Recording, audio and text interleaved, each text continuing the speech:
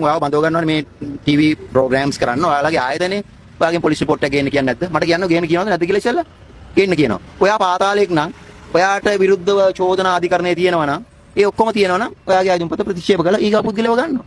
මේක පාතාලයත් එක්ක ආශ්‍රය කරපු, කුඩු ගෙන්නපු, මිනි මරපු, දැනටත් නඩු 7ක් විභාග වෙමින් තියෙන මිනිහට දෙනවා නොමිනේෂන් එක. එතකොට දෙනකොටමත් මිනිහටම තරහකාරු ඉන්නවා එළියේ. සාධාරණයිද? එතකොට දේශපාලන වශයෙන්ම මරුන් කන්න ඕනේ නැහැ, පාතාලෙම මරුන් කරනවා. ඒ මිනිහම කියලා තියෙනවා මං ගෙදර ඉන්නේ නැහැ කියලා. හැමදාම හැංගෙනවා කියලා. ප්‍රාදේශීය සභාවක සභාපතිවරේ හැමදාම හැංගෙන සභාපතිවරයෙක් මොකටද සජිත් ප්‍රේමදාස දුන්නේ නොමිනේෂන් එක? දැන් නාමල් කියනවා අපි මීට පස්සේ දෙන්නේ මොකක් කියලාද? පොලිස් රිපෝට් එක ගෙනාවොත් කියලා. කොහොමද නාමල් රිපෝට් එක ගන්නකොට තංගල පොලිසිය? දේශීය ආච්චිලට එක දෙනවද? ඈ ක්‍රිස් ගනු දෙනුවෙන් රිපෝට් එක දෙනවද කොළමින් මේ එයාට ඉස්සරම එයාට ඉල්ලන්න බෑනේ. තමන් වපුරපු ඒවා තමයි මේ තමන්ට හම්බ වෙන්නේ. හරිද? හම්බ වෙනකොට බොරු කතා කිය කවුරුත් දන්නවනේ. එක් නැලිගොඩට මොකද උනේ? එක් නැලිගොඩ මැරුණේ කොහමද?